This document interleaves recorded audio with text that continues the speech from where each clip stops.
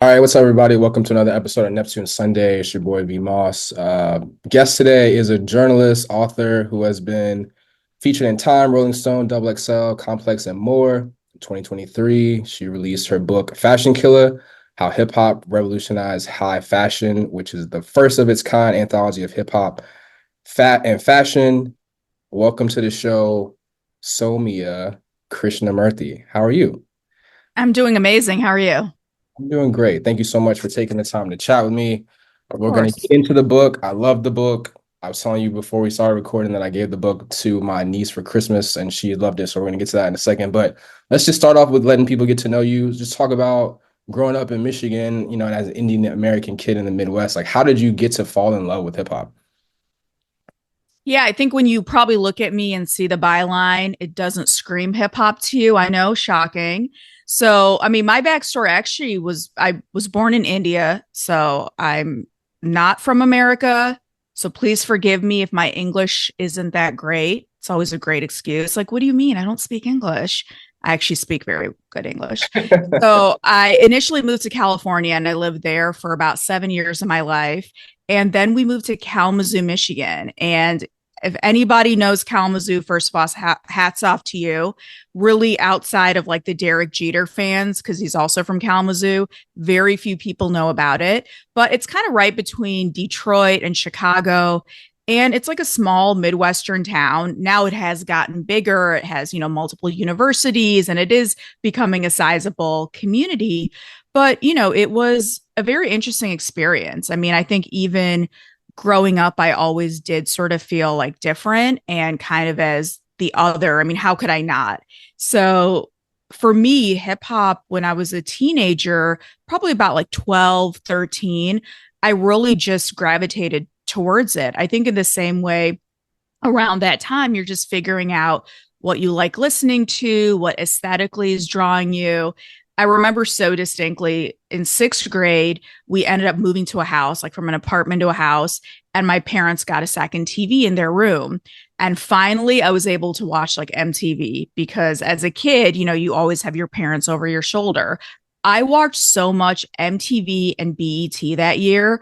I know, shocking as someone who was the former valedictorian, that was like the one year my grades went from like A's to B's because I was just consuming videos like 24/7. The internet was just sort of starting. So there would be like, the OK Player message board and Yahoo chat room. So music just started really taking over my life. So it was like the magazines we were reading. I think I was the only person in Kalamazoo who ever bought Blaze magazine. Like for some reason, Myers grocery store on West Main carried Blaze magazine. I think they sold one copy and it was probably to me, but I was just fully immersed. And what was crazy was it wasn't just I loved the music. I knew I was going to work in the industry. Like at a very young age, I knew I'm going to work in hip hop. And, now with the internet and social media, we're all so connected, which you got to think back then, I knew no one in the industry. Clearly, I don't look exactly like someone who 90s hip hop would hire me or 2024 hip hop. That's neither here nor there. But I just knew, like, from jump, I'm going to work in the music business. I thought I was going to work at a label, like, that was the dream. But that was just something I always carried with me. I didn't tell anyone. And then, later as I traversed, I went to University of Michigan. I went to the business school there. But I was writing for our school newspaper and I had my own column, my own byline. And what ended up happening, kind of a funny story, I wrote about Vote or Die, which was Sean Puffy Combs' voter initiative at the time. It was kind of critical. Like if you follow me on social media, you know now that those hot takes, I think they started at a very young age. I was always very opinionated. And somebody from Bad Boy read that article and called me. I think they wanted to yell at me because it was more so them trying to explain, why they were right, I was wrong. But I flipped that into an internship. And that was something that really got my foot in the door in this industry. And I've had a very kind of unique trajectory. When I first graduated, I was pushing a mail cart at William Morris, which is a big Hollywood talent agency, in their very like esteemed training program. I worked at a digital startup called Ice Media, where we did a lot of digital campaigns for people like Cash Money and Sony and Def Jam and all these things. And the journalism thing I kind of just fell into. Like my day job just really wasn't fulfilling me on the music front. So I would be the person on my lunch break. I would be interviewing people like J. Cole or, Kendrick or Drake. Like these are just things that we were doing during that blog era. And around 2012, it turned into a full time situation. I've been freelance like my whole career. So I've worked with a lot of different publications, but I like it because it's kind of like enabled me to see the industry from a variety of perspectives. And I think when you are freelance, you eat what you kill, and your mentality and the way you approach this game is more aligned to like the guys in the 90s that I looked up to, where they weren't waiting for opportunities, they were creating their own. Got you. So you're our second guest from South Asian heritage. So shout out to Show Who Me. who else did you okay, I was going to say who else did you have, and of Yeah, course you Show Me. said the one other name. So hi. Show Me's from Virginia too. So like that was a big deal for us. And then I have a friend who I'm close with that I grew up with in Richmond, who I like got connected with on the hip hop scene. So like, are there things specifically about the aspects of hip hop culture that you feel like resonate with people from the South Asian communities? I mean, it's interesting. Growing up, I didn't grow up with like a big Indian community. Mhm. In my high school, it was like me, my brother, and like 1.5 other people. One person was half, so I'm giving them the point 0.5. And you got to remember, like, as a kid in the 90s, we just didn't have that representation. Now you turn on the TV and, there's Mindy Kaling or Hassan Minaj, or, every show has like the Indian friend. I don't know if you've noticed that. Like every ensemble, they're not the main yet. We're not there, but you get to be like the friend. And hopefully you get like one or two lines. So for us, it really was kind of like Apu. And I'm a huge Simpsons head. So that's, another conversation. But I didn't really see Indians or South Asians gravitating towards hip hop. And I'm going to be honest with you, even now, I would say hip hop is incredibly homogenous, like on the industry side. You're starting to see people, but oftentimes, even myself, I'll meet other South Asians in the entertainment business. And to them, they're like, well, we only know people who cover South Asian music. So if you cover South Asian hip hop, and obviously there's big scenes going on overseas, there's Punjabi rap and Tamil rap and Malayalam, or there's every single place in South Asia based upon country, based upon language, has their own scene. But I think within the American industry, it's still really quiet. Like I could stand on and say that with Fashion Killa, this is the first book by an Indian American hip hop author because there's nobody else, And I think slowly we're probably going to see inroads, but hip hop is still really homogenous. And I tweeted not too long ago, growing up, I saw more women in this game than I'm seeing now, which like boggles my mind that we've almost kind of reverted to it being very much like a dude fest. And there's a lot of guys who are very, I guess you could say, like similar in where they're from or their perspective or their age.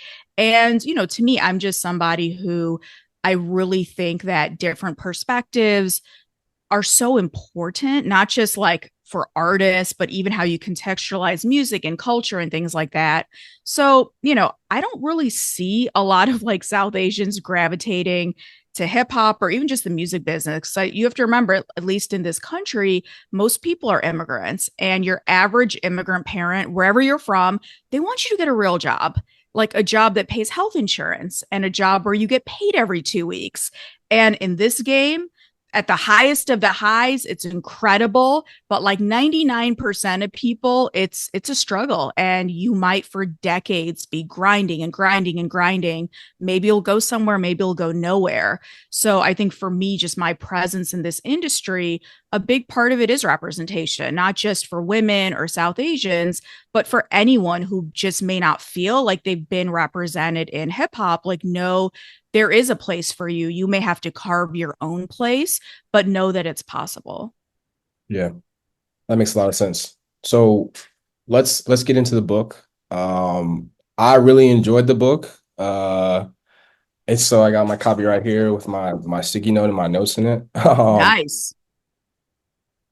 It was really dope for me to read and hear get some more insight on some really important moments in this space that I actually lived through. Like the Tommy Hilfiger thing was crazy. Like I don't think I realized until a few years ago that like he didn't actually say it. Like I grew up and lived that where my mom was telling me we're not buying that. Like that whole situation was crazy. I do very vividly remember seeing the LL Gap FUBU commercial on TV like in real time and having no idea like how and just appreciating from because in marketing, so just appreciating like how much of a big guerrilla marketing statement that was and like how strategic that was, and to get away with it is just absolutely crazy. So overall, like I said, I loved it. I really appreciate how it's not just a history lesson of hip hop and fashion, but it's really like got some really important world history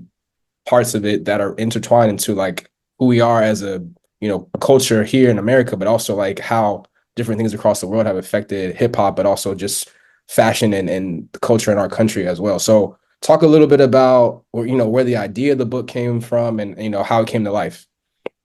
Sure. So the origin was a article I'd done in Double XL as a freelancer in about 2018. It was assigned to me. Shout outs to my editor at the time, John Kennedy. I went back to that email and he said it's going to be like 1,300 words, get a few interviews and won't be that big of a deal. Fast forward 80,000 words later, I'm pretty sure he lost that bet. But, as I was doing the research for that, I realized that there just wasn't any book on this subject. There were a few biographies, few autobiographies, coffee table books, but there really wasn't anything that looked at the subject matter with, I guess, the expansive lens that I think it deserved. Now, I'm going to be honest, as writers, we constantly have like a notebook of book ideas, documentary ideas, just ideas. Like that's just what we do all day. And I didn't think too much of it until maybe a few years later. It was the start of the pandemic, and my lit agent at the time was really serious about me putting together a proposal. And my first stab at a proposal was like a disaster. So shout outs to him for even reading that. But once we put together the proposal, the process was pretty quick. Fun fact though, and I've said this in other interviews, most people passed on this book. Hmm. So it's funny that so many people love it. And it's great to hear your feedback or your niece's feedback. It's gotten amazing just press coverage, critical acclaim. Most editors were like, I just don't get it. Like in the world of the literary space, hip hop is still considered very niche, which is crazy to us, right? Like it's already been the biggest genre insofar as like streams and consumption and sales. It's global. It affects everything from music to fashion to how people talk. I mean, you listen to like slang that rappers use, and now that's being disseminated to all aspects of the globe. But the powers that be really felt like, well, hip hop is niche, fashion is niche. You put them together, this should be a magazine article. It shouldn't be a book. And how are you going to make 80,000 words out of this? How are you going to crank out 15, 16, 17 chapters out of this? And that was the challenge. And as I was putting it together, it was really important. Of course, this is a hip hop story. I want somebody who's a fan, regardless of when they came into the industry as a fan, to go to their favorite moments. There is, Little Kim at the VMAs. It's, Snoop wearing the Tommy Hilfiger rugby on Saturday Night Live. It's ASAP Rocky and what he did bringing Harlem to Soho, like all of these moments. Pharrell's like famous Vivian Westwood hat, Nego, BBC, Bape, all of those moments. But what does that mean within sort of like not just larger hip hop culture, but American pop culture and also just American history? Like this really is its history, it's politics, it's psychology. Like we don't think about that when we're putting on clothes, but it's really this holistic decision making process that we make, as well as decisions that are made for us based upon things that have gone on history in this country or abroad. So it was really important with this book to give hip hop the respect that I think it deserves. And that's something for me as an author, even with my next book. Like it's really about finding important stories, documenting them, but doing it in a way that's smart and analytical and interesting, but also through the lens of prestige. Because I really think hip hop just doesn't get the respect it always deserves. Yeah, I definitely like the concept, and we're going to get into my niece in a second, how she can be reminded or learn some things or be talking about some things that she might be learning in history class that come up in this book because they're relevant. Like the whole concept of Julius Caesar wearing purple and purple label, like that's like stuff like that is important to be able to show that that's something that people view and hold in a high regard. And like we're showing, you do a great job of showing how it's connected to hip hop in a way that is like really authentic and makes sense for, how important it is to the culture. Absolutely. And I think even now, oftentimes when you see like a young artist, spending a good chunk of their advance on like clothing or jewelry, it's so easy to write it off as just materialism or just sort of like this ostentatiousness. And a part of that is there, but you have to also look at the historical context. When we are talking about things like sumptuary laws or dress codes that specifically enslaved people in this country were held to, there's a long history of being able to wear certain things, having no agency over your body. So, yeah, when we fast forward to 2024, you get that big check, you're going to Gucci, you're going to Louis Vuitton, and just showing it's almost like a middle finger to these big European heritage brands that I can do this. And now I have a place within this society. And I think in America specifically, you can't show people your retirement account. You don't walk around showing people your mortgage, but your chain says a lot before you walk into the room, or having head to toe labels. It's funny in sort of like kind of like mainstream, so-called mainstream fashion, it's about like quiet luxury, don't show labels. And that is a certain psychology that tends to be people who either grew up with money, have generational wealth. But if you're nouveau riche, and most of us, if we do become rich, we are nouveau riche, we're going to go crazy because it's not about being quiet. It's about showing everyone as well as yourself that I made it. Right. So we talked about my niece Natalie. I gave the book to her for Christmas. She's getting into her teenage years and starting to become a fan of hip hop and fashion. She's a big Tyler the Creator fan. So the next couple questions are from her. The Love first it. Let's go. question is Our first question is, what other genre of music do you feel had an impact on fashion? Whew, that's a good question. I think sort of the interesting genres come from a place of disruption. They come from a place, oftentimes like youthful angst. So I would say the punk scene for sure. And for me, growing up in the 90s, I mean, I'm going to say grunge. I know a lot of the fashion people hated it. They thought it was the opposite of fashion, but I look really good in flannel. So definitely grunge. But if we pull back, I mean, rock and roll, of course, over time had such a huge impact, whether it was, you know, this idea of working with like gender and remember, like the glam rock of like the 80s. You see like, the princes of the world and, Van Halen and all of that, Bon Jovi. Yeah, so I think, a lot of different genres have had an impact, but to me, the most interesting is when it comes from a place that's much more underground, where people have to sort of like DIY it, like figure it out, stitch it together, no pun intended, versus just like immediately going and getting like the biggest brand names or the luxury designers. So I would say punk for sure, grunge for sure, and I got to give like a hat tip, of course, to rock. Got you. Next question from Natalie. Do you think that the clothing the celebrities wore brought more attention to them, maybe more than the music in some cases? Yeah, I mean, I think, Natalie definitely has her finger on the pulse of what's going on now. And it's interesting because so much of this book, it is a 50-year retrospective starting from 1973 going through 2023. Funny enough, like the bookend is when Pharrell got his job at Louis Vuitton. And when that happened, I was so happy because then I knew how I could end my book because I wasn't really sure. So shout outs to Pharrell on that. You know, so much of it before was you became an artist first, that garnered you fame and credibility, and then fashion came calling. I believe there has been a bit of a paradigm shift where we're in an era now of the influencer, where I'm not sure if you make music, but I know who you are. I know what you look like. You have a lot of followers. I cannot name 5 songs that you've done. And I think it becomes really tricky because, on one hand, I look at some of these younger artists, Gen Z artists, and I can't be mad if you're securing the bag.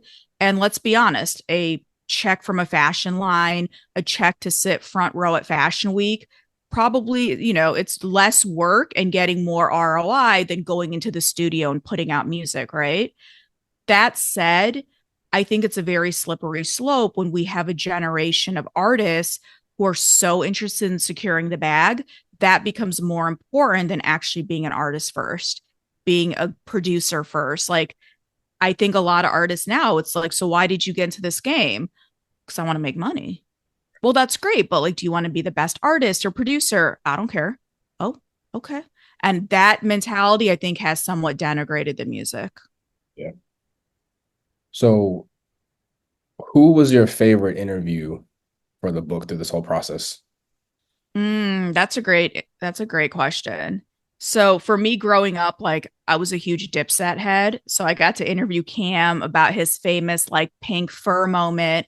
And funny enough, I interviewed him at a jewelry store here in New York right before he was going on stage for the verses against the Locks. So that was a very interesting, the timing was very interesting. And I thought Dipset was going to just sweep. So I was wrong. Jada and the Locks really came in. It's all about the sequencing of the songs, but that was a great opportunity. And just to be able to talk to people like Dapper Dan, Tommy Hilfiger, his brother Andy Hilfiger, like these historic figures, Carl Kanai, April Walker, that was amazing as well.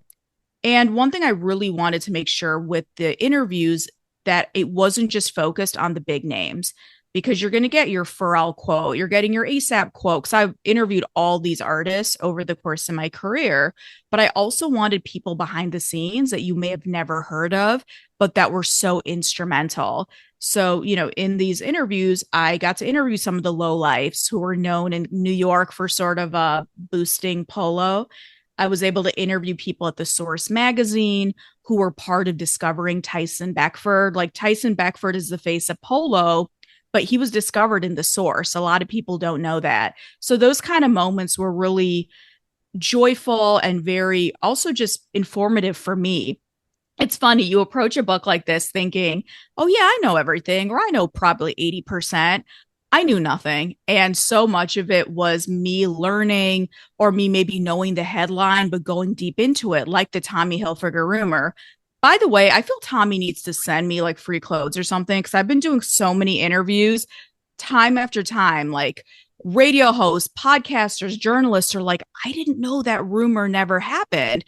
For those who don't remember, back in the late 90s, this rumor circulated that said Tommy Hilfiger had gone on Oprah and said some really problematic, racist things, how he didn't want Black and brown people wearing his clothing. I remember so distinctly hearing about it in middle school. No one knew where it came from because, again, we didn't watch Oprah. We were kids, but it's this rumor that just circulated. And in many ways, I would say it canceled him, but it kind of took him out of the good graces for a very long time. But as I interviewed him and his brother, they said that this was a rumor that never happened because Tommy's like, I never even went on Oprah at the time. It started, they traced it, they did like private investigation. They traced it to a college campus. They don't know who it was. My gut, it was some like bored college kid, like just on their computer. And they just created what was like kind of like fake news of that time. And it had a very detrimental effect. Of course, it didn't cancel Tommy. People still wear it. But in many circles to this day, people are like, I only realized that it didn't happen after reading your book. So I think you're going to get a lot of those moments as well. One thing I have to shout out because, obviously this is the Neptunes, who wore Bape first? Like that has been a question in hip hop. If you ask Wayne, it's him. You ask Soldier Boy, he's like, yeah, Wayne did it, but I really did it. Other people would say, nah, it was Pharrell. In reality, and this is where I'm going to put my stake in, Biggie was the first rapper to rock Bape. And there's a whole story, the backstory of what happened in the book with a great photo of that moment. And, I talk about like Biggie and Beastie Boys, like people who you may not attribute to streetwear being these like original kind of streetwear connoisseurs. So I think whether you have like no knowledge on the subject or you're like, yeah, I know a lot about it, I promise you, you will learn something because I learned so much. Yeah. I had some very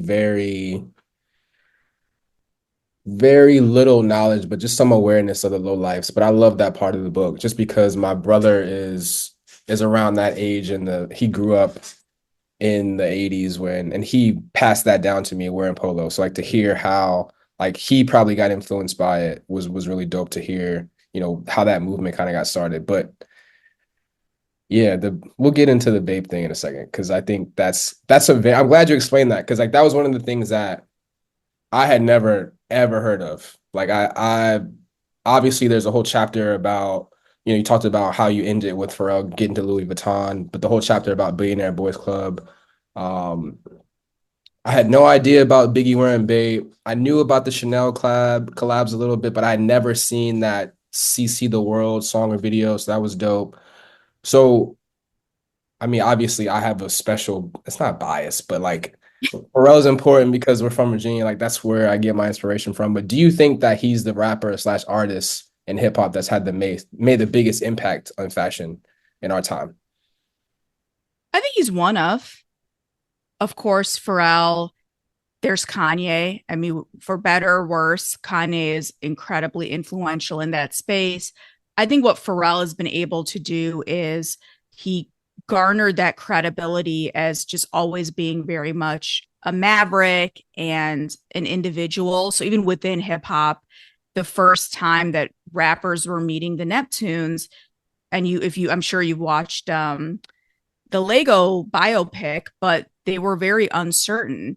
And I remember when I interviewed Noriega, he told me like the first time he met Pharrell, he's wearing these like skinny jeans, like a skin tight shirt, a choker. So he's like, he looked like a nerd. Like we were wearing like triple XL jeans, white tee, Air Force Ones, and he just does not look like anybody. But because the music was so innovative and futuristic, people did eventually kind of give him his due. But I think he was able to take that spirit, evolve into an entrepreneur, but then also work with these high fashion brands. So I remember when they were looking at who would take over Virgil's position after he sadly passed away, I wasn't surprised they went with Pharrell because I think he's able to work in so many different rooms and he's pretty much universally well liked, well respected. So he does have a special place, I think, within this narrative. But yeah, of course, like Kanye, I would say like ASAP Rocky. I mean, the book is called Fashion Killa, and I think he really represented hip hop becoming more pan regional, where he's from Harlem, but raps like he's from Houston and dresses like he's from Europe. Like, how does any of this fit? But that was an indicator of where hip hop was going. And then if you go back, somebody like a Tupac, a lot of people don't realize right before he passed, Tupac walked in a Versace show in Milan. And he was apparently someone very liked by Gianni Versace. And he was someone who had worked with Carl Kanai and he had worked with other people, April Walker.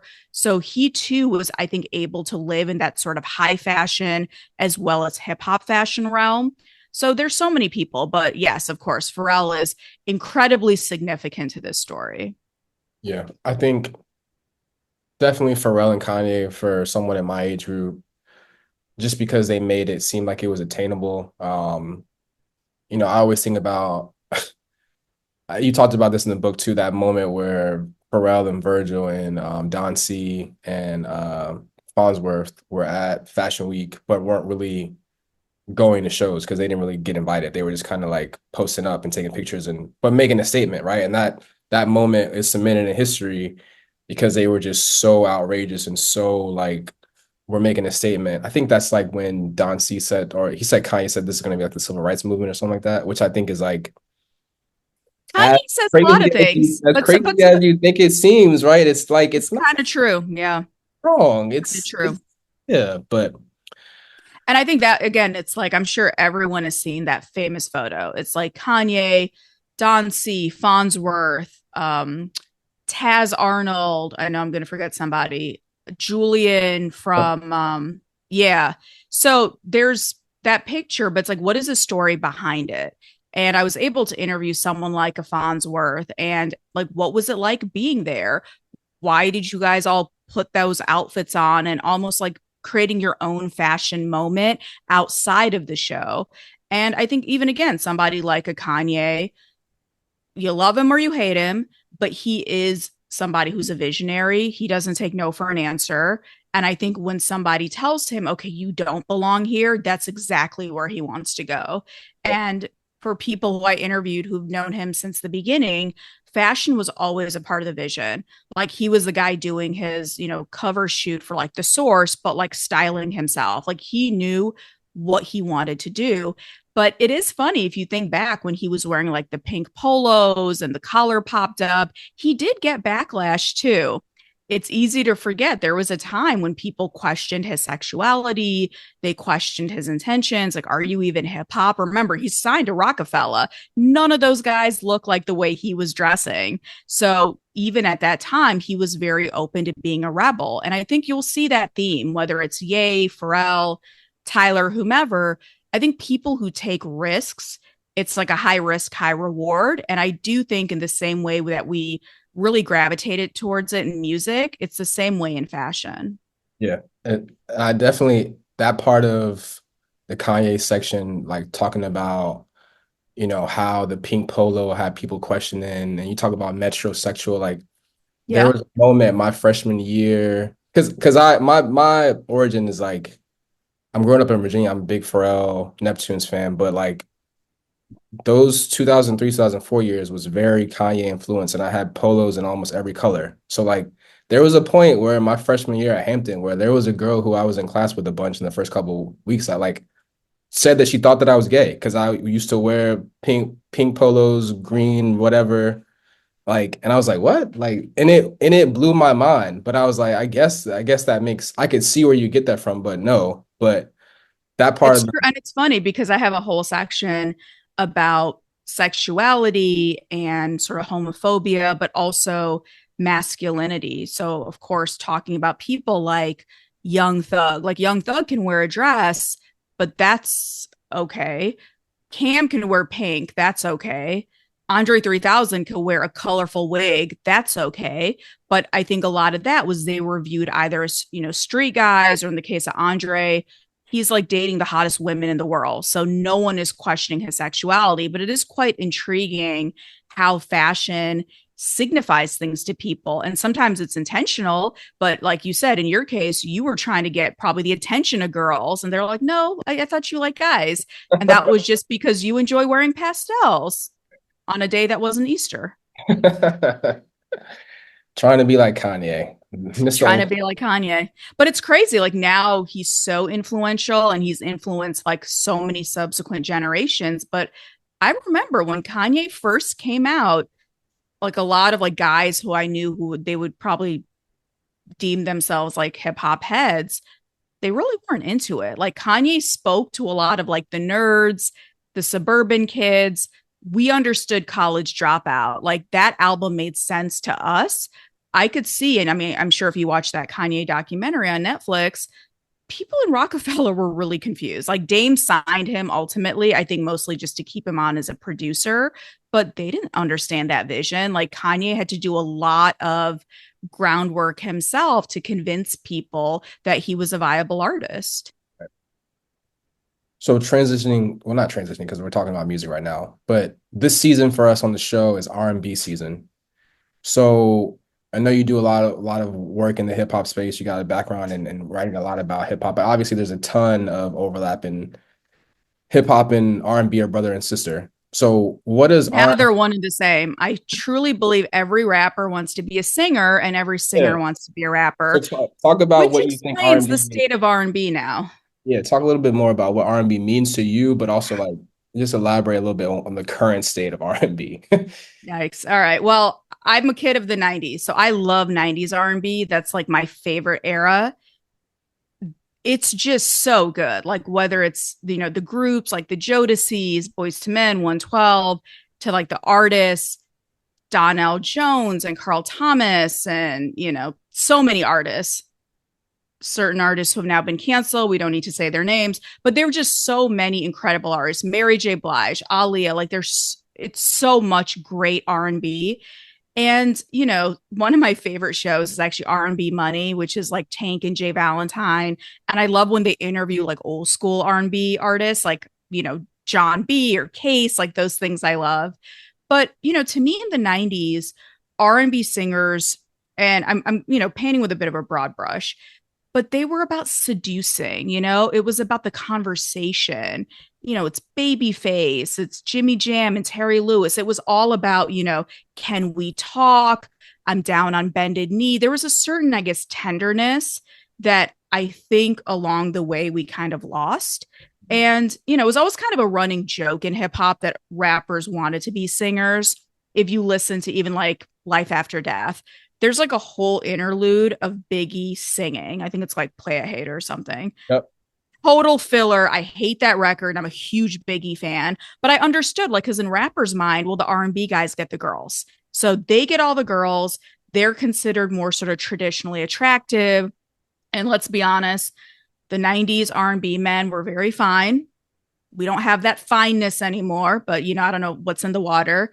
But I do think there was always that feeling. And then as time went on and you would see these hip hop and R&B collaborations, we now came to a place where I truly believe most R&B singers, they want to be seen as tough. They're talking about hoes and flying women out and, disrespecting women.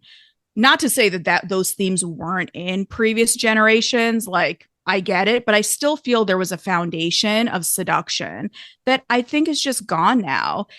I don't know what I would pinpoint it to. I oftentimes point to auto tune, and I feel like Hove was trying to warn us. Sorry, T-Pain, but I really feel like outside of him, everyone should not be jumping on auto tune. But I'm sure you can do like a whole thesis on where R&B went. Not to say there aren't new artists who aren't doing stuff, but personally to me, it just doesn't move me. It doesn't move me emotionally. It's not in sort of like, my sexy playlist. Like I'm going to go to the classics. It's going to be Jodeci and Maxwell and Donnell. Like that's who it's going to be, not the newer artists. But, my advice would be, especially to singers, there's got to be that conversation. Go back to the songwriting. And I don't know how you can replicate that. Like who has a pen like Kenny, who has a pen like Jam and Lewis, right? Like, but going back to that, I think that's such a foundation that's missing. But what do you think? Like, what are you thinking about current R&B? I mean, we've talked about it on the show so far and a couple times, like with my co-host Vogue and some other guests we've had, is just I think something that we kind of pinpointed that's been,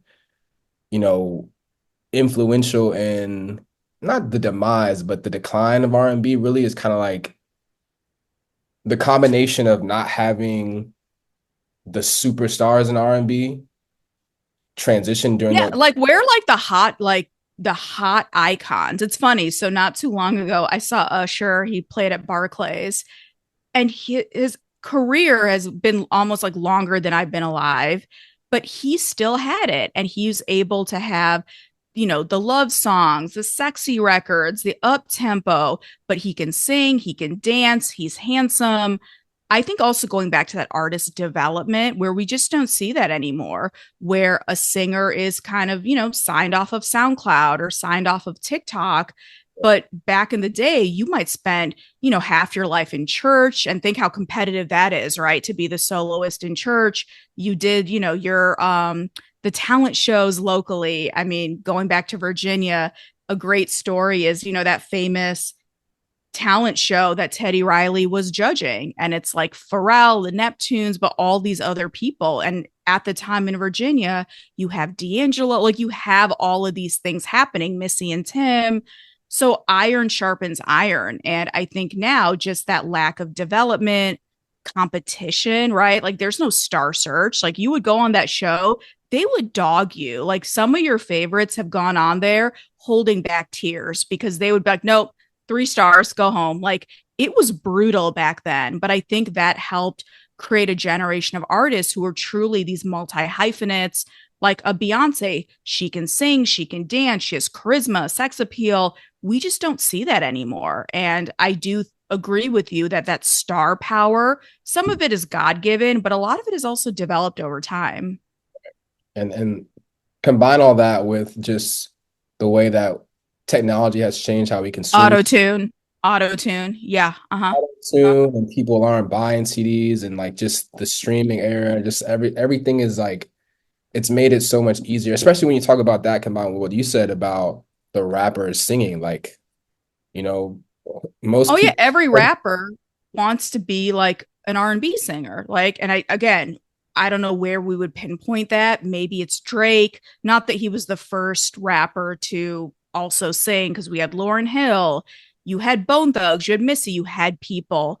But in my mind, Drake did change the game for better or for worse, because he showed his certain brand of, I guess he would call his certified lover boy, toxic male bro music.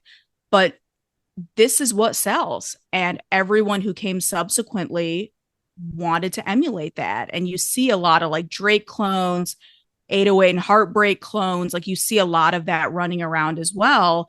And I think it becomes harder because who's really speaking to the women, for lack of a better phrase, right? It's to anyone, but like who are the crooners, who are the icons, like whose records are we going to listen to the way we listen to Marvin Gaye or the Isleys, like Al Green? Like I don't know if we've seen any of those kind of iconic artists in a very long time. so in the R&B space, like what are your top three Neptunes R&B songs? Oh my god, Neptune's R&B songs. I may have to. Okay, is Fronting, does that count as one? Is that an R&B-ish song? 100%. That okay, so I'm putting that for sure. Great record, and the video, the whole verse, it all worked for me. And it's even just thematically, it really kind of fit that kind of 2000s. A lot of us like were in high school or college, so that kind of fit the whole, you have a crush on somebody, you go to a house party and see them. So very much fit within what was going on in a lot of our lives. This is not R&B, this is pop, but I have to say Slave for You. That record is great. That is a great fucking record.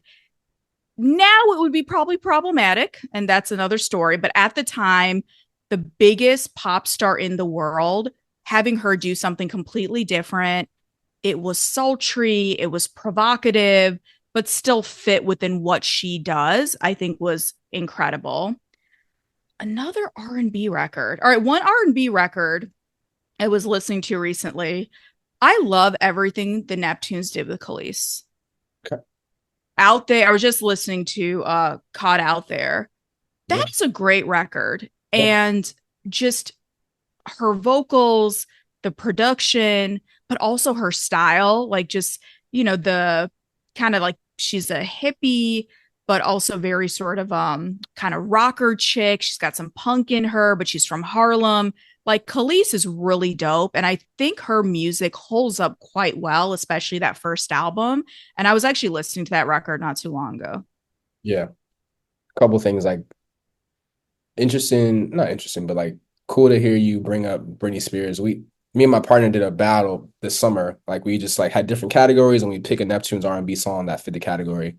And like I mean, I wouldn't call her R&B per se, but that's just such a great record that I'm shoehorning it in for this she conversation. played that song in the crowd. The crowd reaction to it was very much like, is this R&B? But I still love it, so I'm not going to It's a question. great record. It's a great record. Yeah. And it's still like if you hear it, it's funny. I watched the Neptunes, the Pharrell biopic, and I went home just to revisit the Neptunes. Those records still sound futuristic. Like that's insane to me. There's a few artists, and funny enough, so a lot of them are from Virginia, but Missy and Tim, Pharrell, like you go listen to those records. This could come out today and be a hit record. And that's incredible. Yeah, we're probably going to do an episode later this year. I think December is like 20 years of Khalees's Tasty and 25 years from Wow. Let's Go, which is like make us all feel old. But still, to your Oh my point, God. Hello, Usher. You don't have to call. Sorry, I'm going through my mental Rolodex. That record is still the best getting dressed record in life. Like, I don't care if you're wearing a pink polo, because you did say that's your taste. anytime you want to go out and just hype yourself up, that record will just put you in the best mood. Yeah, that's one of my favorites of all time. So good. So good. So not necessarily R&B specifically, but who do you think is either the best or your favorite of like the Neptunes frequent collaborators, people who they have a bunch of records with? Oh, clips. Not even a question. Not even a question. I mean, I know it's been said, but let it be said again. Like cafeteria tables are just never the same after grinding. That, the first album was great. The second album, arguably, maybe even better. But, the fact that Pharrell introduced us to the clips, and only by watching the biopic did I get the backstory. Like, I didn't realize that there was a gap in time between Pharrell making it as the Neptunes and later coming back and calling Pusha like, if you don't come to my house in 15 minutes, I'm giving this beat away. I think he said to Jay-Z, right? Like, I'm giving it away. You better come here and do what you got to do. I mean, to this day, I feel like Pusha works the best with Pharrell and Kanye. Like, those are his sort of like musical soulmates. And again, I love that it's Virginia. I love that they grew up together. There is something I think about that camaraderie and a true relationship that you feel in the music. And some people would disagree, especially now when you've got producers just like sending out beats. They're not even in the same room with when the record gets cut. They don't care. It's like, here's a beat pack, take what you want. But I do think there is something special when there is more of an investment. And Pharrell introduced us to the clips, right? It's now presenting, right? Star Trek presents, he's in the videos with them. So I love like Neptunes plus the clips, I think is always magic. Yeah, I did really appreciate the part where Pusha was talking about the song with Carrie Hilson that he doesn't like, which just shows to your point, like there was a trust level that he for him to sign off on it, but then also for them to step back and say, hey, that one didn't work. We missed on that one. Yeah, and I totally forgot that. I actually hit him after, like, what was that record? And he's like, yeah, I don't. Yeah, I don't even remember that record, but I do know there was a time when the Clips were not happy in their Jive situation. But again, I think the Clips is just like a dope group. I love that they're brothers, like, and the fact that they're back together again and Pharrell's supposed to be working on their new album. I think there is just something really unique and interesting about it. And again, like as day one fans, I don't care how much Pusha raps about Coke. I will buy it. Doesn't matter. I will buy it. I don't care. He can rap about it 57, 50, 11 ways. I will support it because you listen to his music, it makes you want to become like Avon Barksdale. I'm also just doing a Wire rewatch, which is neither here nor there, but it makes you think that you're like, El Chapo. Stay off drugs, kids, stay in school. But my point is the music from a fictional perspective, it just takes you there and it's an incredible soundtrack. Yeah, it's art. I mean, Sure. I can't even, Statute of Limitations is over. It's totally fiction. I can't explain how excited I am for this new album. Like just Yeah. like, just hearing that one song at the one of the Louis Vuitton shows last or earlier this year was like, can't wait, can't wait. And that's the thing for younger artists is like create music and create connections with fans that 20, 30 years later, they get excited for you to drop. And I don't think that's just coming in and wanting to secure the bag or putting your personal life all on social media. Like, I don't think that's what you're going to get down the line. Like, to be an iconic artist, to be a legend, I really think as an artist, it has to first be based in your music. Yeah, that's a perfect transition to let's talk about Tyler. Tyler dropped on Monday. What are your thoughts? So I will say I haven't heard it yet. So somebody had hit me on social media. So I just launched my own YouTube not too long ago and they're like, "Yo, can you like review it on your channel?" So what I've started doing, I'll listen to it once and just do like a quick hot take, one listen review. So I've been saving it. I have not listened to it yet. I've heard mixed things about it. I'm hearing it's kind of disjointed. But the thing about Tyler, he's so experimental. And I think that's where the line between trying something new versus trying something new and it failing miserably is very fine. But I am going in with an open mind and I have to hold my judgment because I haven't heard it yet. Yeah, so I won't spoil anything for you. I'll say My lens for this album is a lot of it is like the original OG Odd Future Tyler. I didn't get it. I just thought Okay. weird and like it didn't make sense. Now there was that I think that first like okay maybe we have something here is when they did that record with Pusha and Tyler that the Neptunes did on one of the Pusha mixtapes.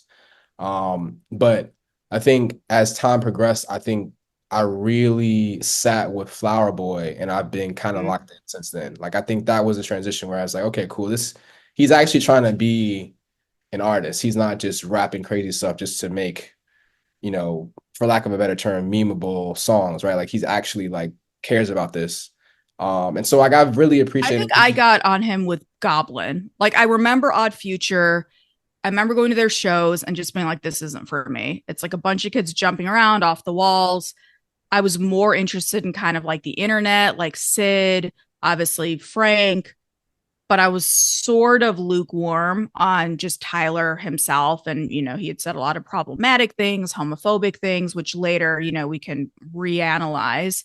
But I think Goblin is when I was like, oh, okay, there's some rapping here. I'm not gonna completely dismiss him, but I think a lot of people would agree with you. I think Flower Boy was probably the tipping point for him into like the stardom that we see now. and I'll just say from a marketing standpoint, I really appreciate the energy that's been put into how he's been very like, these are the things that are going to happen. Yeah. Let's get it out, get people excited, drop it. Everyone listen. You love it, you don't Yeah. love it. Cool. Yeah. I mean, again, I would, as a journalist, of course, you want to see him do like a proper interview. But Yep. I wasn't mad at his interview with Mav Carter not too Yeah. long ago. I thought that was somewhat insightful. And, one thing I thought was funny, he posted about how fans should listen to this album. It was like, turn off your social media, listen to it, make your own opinion. And it's funny that we have to almost reteach people how to consume music, but it's imperative because I think your fans now, especially in hip hop, listen to something. If the first like 30 seconds don't grab them, onto the next, onto the next. And I do think that's an issue of why you're not really seeing new hip hop superstars. You're not seeing a lot of records charting the way that you would think, or they chart week one and they fall off the chart. Like that week two fall off is brutal.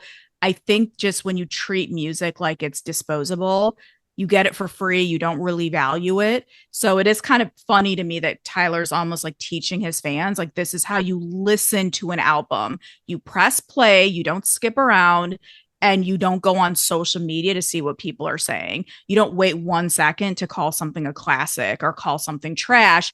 Wait and garner your own opinion. Yeah. And I think that that's definitely valuable. Someone that's at his level, is still taking the time to one understand how important it is, but also like to not have the ego to feel like I shouldn't have to tell them that. Like the fact that he's like, I want people to Yeah. do this, so I'm going to make sure they do it. And if it means Yeah. me telling them to do it, cool. And I think that it's worked, right? Like I Yeah. listen to it my way from I live in Hampton, it's like an hour and a half away from Richmond. I went there for my Natalie's sister. Homecoming, right?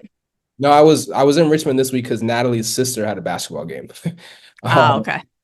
but I listened to it the whole way, and I got to sit with it and was just like, it's definitely he's right. You need to at least for the first couple times like just go all the way through to really get the whole and appreciate the project. But then there are a couple songs that I really love that I listen to singularly now. Awesome. I'll take a listen. I'll report back. All right. So last thing before I let you go, because I'm like obviously this is our first time meeting and talking to each other. I just read the book and I love the book, but I am extremely excited about the next book. So set that up for everyone. Talk about your next project just to give people a little bit of a preview or what they should be expecting. So the next book is Rockefeller. So it is Rockefeller Records, an American rap dynasty. It is 10 years from 94 to '04, the rise and fall of what I say is the greatest hip hop label of all time. And in the same way I mentioned with Fashion Killa, for my next book, I wanted to tell an important story. I mean, I'm a huge like Rockefeller fan, but I wanted to tell the story beyond just like the gossip and the clickbait and these podcast interviews. Like, what can we learn from the business of this label? What can we learn from the marketing?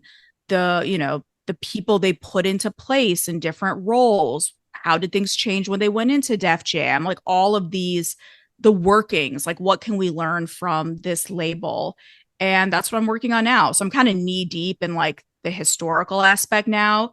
I was really honored to be able to interview someone like Clark Kent, who just recently passed, unfortunately, but a lot of like the day ones, which is great. And for me, my hope is people will read this book. Of course, you're getting the history and the moments and all this stuff, but the cultural importance and also the business importance of this label. So that's TBD. I should be writing now, but I'm clearly doing interviews. But my goal is for it to drop like in probably like a year-ish or two. Like books take a long time to write. It's more of a marathon. So stay tuned. But yes, Rockefeller Records coming soon from Simon and Schuster. I'm excited.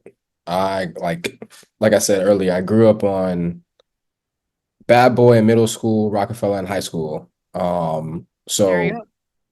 Jay-Z's my favorite rapper. So, I'm really excited about this. I'll put you on the spot real quick. What's your favorite Rockefeller album? I mean, look, if we're going to talk Jay-Z albums, right? It's Reasonable Doubt number one, number two, Black Album. No, Hmm? yeah, yeah. Because that's the bookend. Three, Selfish, volume two. I know a lot of people don't have it on their list. I don't fucking care. That was a tipping point album. Four, American Gangster.